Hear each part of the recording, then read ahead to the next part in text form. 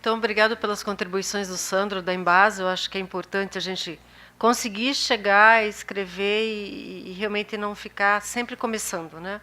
Então, vamos tentar. Solicito que leia a norma, que a gente está bem no esboço dessas várias mudanças. Precisamos mesmo de contribuições muito técnicas para que a gente consiga evoluir e não voltar sempre num passo zero, né? Sempre daqui crescer. Do Ari também, eu vou conversar com ele na Sanepar para a gente trocar uma ideia e verificar como que a gente pode redigir o texto, que a maior dificuldade que nós temos hoje em termos de norma é você ter uma ideia e traduzir isso em termos de norma que você consiga aplicar. Então, você não pode escrever qualquer coisa. Você vê que tem um monte de frases ali que tem que ser interpretadas. Então, a gente ainda tem que aprimorar algumas coisas, porque as contribuições vieram mês passado, né, pela GISA e pela GIZ, e a gente trabalhou um pouquinho em cima, mas ainda tem que enriquecer mais esse texto. Ele está um pouco ainda faltando aí algumas contribuições. Então, obrigada, Ari. Pela contribuição do Josnin. Então, a questão da eficiência dos motores, né? Tem normas para fazer fabricação de motor. Então, acho que a gente poderia exigir um pouco mais. Pelo menos a gente tem um participante hoje que é fabricante de motor nas reuniões. O que ele coloca é que, no mínimo, tem algumas... já é exigido alto desempenho. Agora, não tem ninguém cobrando que esse alto desempenho realmente seja efetivamente feito. Então, talvez, instigar um pouco mais os órgãos fiscalizadores para que eles cobrem esse alto desempenho que as normas exigem que os equipamentos sejam fabricados. Eu acho que é um ponto que a gente pode trabalhar um pouco mais aí como agência reguladora, como agência que procura, né, Rita, mudar isso, verificar como fazer com que os equipamentos realmente saiam dentro do que, no mínimo, a norma exige, né? A norma não é uma lei. A norma é um parâmetro que, cada vez mais, o Ministério Público, as instituições cobram como referência mínima. Então, a gente está dizendo um mínimo que precisa ser feito para que a gente consiga ter um mínimo de regularidade, um mínimo de uniformização, um mínimo de padrão para alguma coisa. Mas é o mínimo, não é o limite. Tá? Quanto à questão das perdas de carga, o número realmente dos trabalhos hidráulicos, a gente tem sentido muito isso nas discussões das normas. A gente percebe assim que a academia, na parte hidráulica, não se dedicou tanto quanto os nossos antecessores há 50, 60, 100 anos atrás. Aos Azevedo Neto da vida e muitos outros, né, que são excelentes, o Tatsuya, que já foi também que era da Sabesp. Então, o que a gente vê que os parâmetros que eles fizeram há 60 anos atrás, muitos são válidos até hoje. Não só por falta de estudo, mas porque eles foram tão minuciosos no que eles fizeram, que nessa parte a gente não conseguiu melhorar muito. O que eu digo é que, na prática, aquele C, que teoricamente era 130 para um tubo de ferro, que hoje continua sendo 130, a diferença é que antigamente você não tinha revestimento de cimento dentro. Então, na prática, você tinha um C de 60, 70, o coeficiente de rugosidade, quando hoje você fica sempre perto dos 125, 130. Você perde um pouco porque você tem ar associado ao processo, né, de condução do líquido, né? Mas a gente está próximo de atingir o valor de tabela que era referência como valor padrão de operação, que no passado você não tinha. Você tinha muitos outros problemas, a incrustação, a qualidade da água mesmo que proibia isso. O material em plástico, ele tem trabalhado com uma parede mais lisa, eles até nos indicam para adotar nos cálculos 140.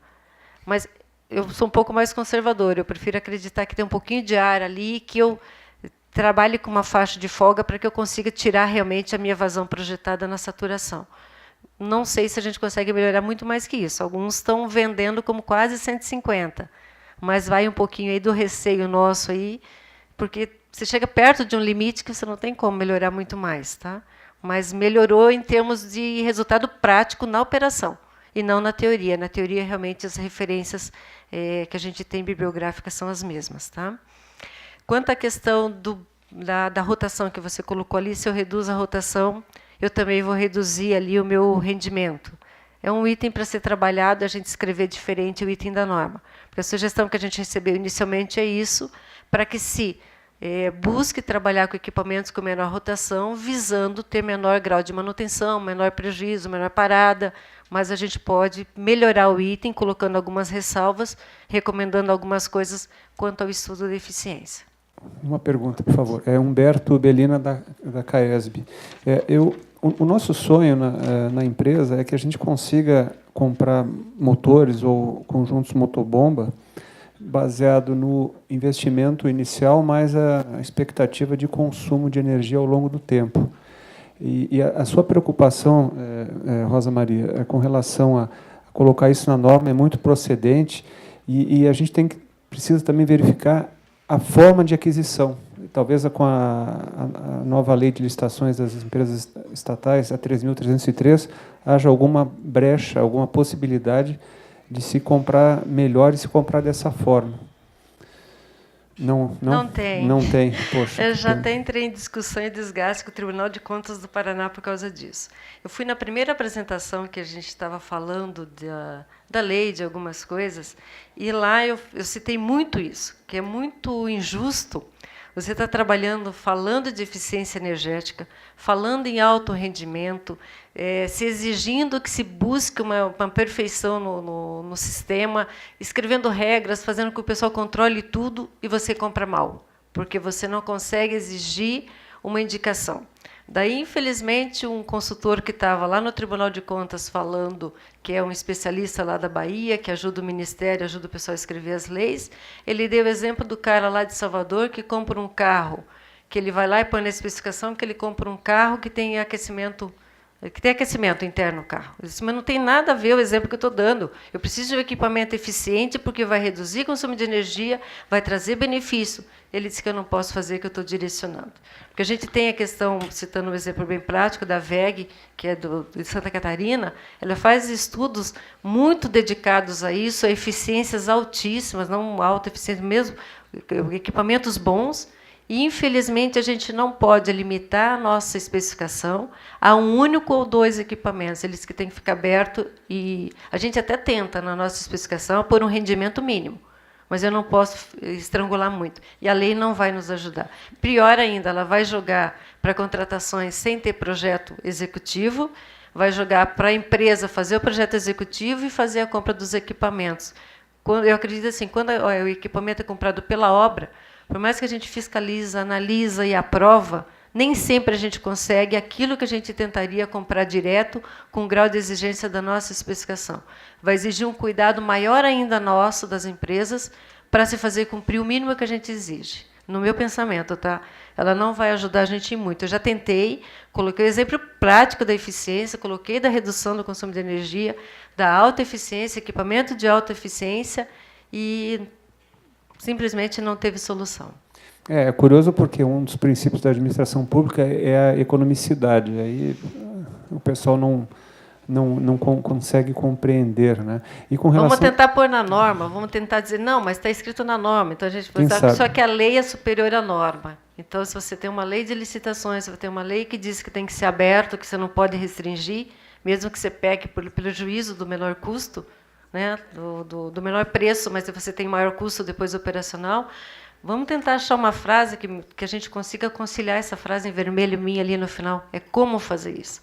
A gente tem uma norma, eu tenho dado liberdade como coordenadora da norma para a gente trabalhar mesmo os itens, para a gente escrever o que a gente precisa dentro do que é executável na prática. Então, eu não tenho nenhuma restrição porque alguém pediu, alguém não pediu, aberto mesmo, tá? Para a gente trabalhar isso, nos ajude a construir alguma coisa que um dia alguém vai ler e um dia alguém vai ter o bom senso de dizer isso é o melhor para a gente, vai realmente ter eficiência, vai realmente economizar, vai fazer diferença. Infelizmente. Bom dia, meu nome é Eduardo Betarello, sou da empresa Beta Hidroturbinas de Franca, São Paulo. Queria só colocar a respeito do passado, da mesa passada, que nós estamos fazendo um trabalho junto à ET da nossa cidade, com geração de energia elétrica a partir de efluente tratado. E na análise para a escolha da turbina, para colocar nessa saída, a parte de água de chuva no esgoto é muito sério. Talvez, se mudasse um pouquinho o foco, ao invés de aproveitar a água pluvial, a água de chuva, fazendo esse trabalho dentro das residências, ajudaria a própria estação, porque hoje a prefeitura não faz essa ação e a Sabesp, no caso, em Franca, também não consegue penetrar dentro da casa do cidadão para tirar essa água de chuva da rede de esgoto. Mas isso é só uma colocação do passado. A respeito da Rosa, é o seguinte: hoje o motor elétrico em parte de motobombas, o motor hoje brasileiro e outros atinge uma eficiência muito interessante. Eu creio que o problema não está tão sério no motor, e sim nos fabricantes de bomba centrífuga. Você tem fabricantes muito sérios, muito idôneos. Quando você traça a sua curva, pico de colina, de bomba, você consegue analisar isso de uma maneira fidedigna. E você tem outros fabricantes que é um copia e cola. Você pega os gráficos e você coloca aquilo, e aquilo não é real. O motor elétrico ainda supre aquela falta de eficiência da bomba. Nós vemos isso muito quando nós atrelamos turbinas hidráulicas com bombas centrífugas para fazer recalque. E isso é, de fato, quando você pega um fabricante onde aquela curva de rendimento dele não é fidedigna, a turbina morre. Ela não tem uma rede elétrica para colocar mais corrente dentro do motor e poder suprir a bomba. Então, teria que ter, talvez, uma análise melhor no processo licitatório, de ser como se fosse custo-eficiência, e não só custo, para que você ganhe uma concorrência, uma licitação e assim por diante. Isso eu acho que tem que ser levado em conta. Talvez essa parte, como ele citou a 13303, ela tem uma parte que é pelo resultado. Você pode beneficiar ou pagar mais pelo resultado. Então, isso falando de obras, não sei se no material também a gente conseguiria. Teria que dar uma interpretação diferenciada para esse item da Lei 13.303 e trabalhar nessa linha. É a nossa dificuldade, que eu falei, de como que você vai agregar no equipamento o custo operacional dele. Como eu coloquei 20% aqui, dado pela GIZ, e o Ari colocou, que acredito que seja só 10%. Então, são 80%, 90% que está na operação, que está no custo de energia, que está na manutenção. Temos que achar um caminho. Eu acho que nós temos que buscar esse caminho. A gente já criou 2, 3 linhas aqui na norma. Agora, a gente tem que enriquecer isso, materializar isso, de forma que a gente faça com que se cumpra. Então, eu acho que, por mais que a norma não seja uma lei, ela começa a servir de referência para muitos processos. Naquela questão da crise hídrica de São Paulo, eu fui questionada como coordenadora para responder o porquê que a Sabesp podia deixar 1 metro de coluna d'água de madrugada nas áreas. Então, daí você vê que eles começam a buscar a norma, essa norma diz que o mínimo era 10, né? Então, eles começam a buscar a norma como referência, como padrão. Então, nos ajude a escrever isso. Eu acho que a gente precisa fazer isso. Eu sou engenheira civil, gosto um pouco de elétrica, mas não sou eletricista. Então, isso é muito importante que vocês nos ajudem. Algumas coisas até tenho receio de falar muito, mas a gente precisa construir essa frase. Precisa construir essa parte da norma de forma que alguém um dia, a gente pegar a lei também, o item que fala disso, não me lembro agora qual é o artigo, mas tem um dele que fala que você pode remunerar pelo resultado. Então, é um diferencial. Vamos trazer esse item da lei. A lei mesmo, já me falaram que ela vai ser mudada alguma coisa, já tem gente estudando para adequá-la, que ela tem alguns absurdos ali, copiar e colar, e ficou meio Frankenstein, assim. Então, a gente aproveitar essa oportunidade, principalmente aqui, com o Ministério das Cidades, com a Secretaria Nacional do Saneamento Ambiental, que tem essa força aqui em Brasília, a gente rever esses pontos que são de interesse para a gente e agregar valor para o saneamento. A gente precisa fazer isso a nível nacional, agregar valor para o saneamento. Meu nome é Gisele, é para a Rita, né? Então, até com esse desenvolvimento do sistema que foi colocado lá pela Vetorlog, tem a possibilidade de você colocar parâmetros para se determinar como se classificar, né? Como satisfatório, insatisfatório. E a gente já conversou sobre isso, que foi uma grande dificuldade que a gente teve para encontrar parâmetros para a gente ter um referencial, um standard. Então, a minha pergunta a gente usou lá o pessoal do México, da Agência Reguladora de Portugal.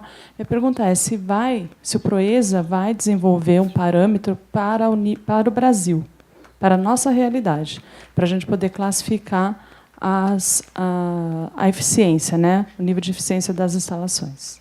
A pergunta é interessante, se vamos desenvolver alguma coisa para o Brasil, mas aí... estas coisas são universais. Ou seja, a norma mexicana que usamos, ela avalia bombas, instalações elevatórias. E uma bomba e um conjunto de motobomba têm a mesma eficiência, o seu parâmetro é válido tanto no México, como na África do Sul, como na China, como na Alemanha, como em qualquer lado. Portanto, é válido. E a referência da ERSAR de Portugal, ou seja, enquanto que o México avalia uma estação elevatória única, Portugal avalia prestadores de serviço, ou seja, qual é o conjunto, o prestador de serviço, como é que devia estar a operar.